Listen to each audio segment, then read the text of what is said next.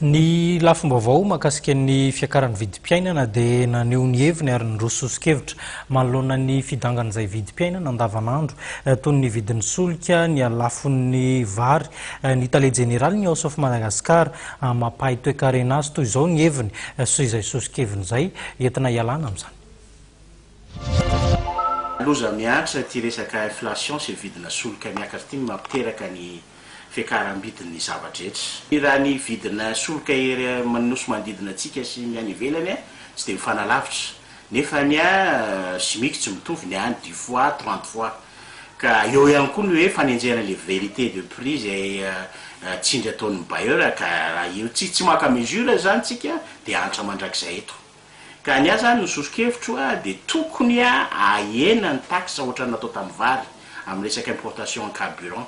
Dia eo tsika mba amin'izay zany mba tsy hiakatra daholo mba tsy hisy fiakarana zany ny vidin-javadretra. Pourquoi pas moa miala tsiny amin'le teny vahiny ny jirama io nanao vente à perte mbola mandeha io maninona ny aty amin'ny fiainam-bahoaka misy fiatraika amin'ny fiainam-bahoaka koa izy io. Teo aloha moa nisy ny subvention tamin'ny resaka carburant fa zao moa zany tsy azo atao ntsony ka zay ny hitako hoe vahaolana foezaka mba tsy hisin'ny fiakaram-bidin'ny zavadretra. Zay ny amin'ny resaka carburant. Resaka momba vary 25% de mesure ny vary afaratsika ny ivelany. Any Azia tsisy mihinana an'izany satria 0% zay bakany Azia mahafantatra an'izany. Ka ny vahaolana azoko tolotra koa zany fanaon'ny olona zany dia mifanjakana mipetraka facilitateur.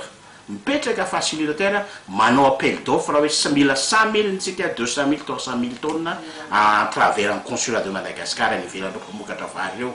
Dia izay dia manao offre ny coopérative Alésia dia izay koa no ahafahantsika prix ahafahazahoantsika prix ambany amin'ny famarotana ny vary eto.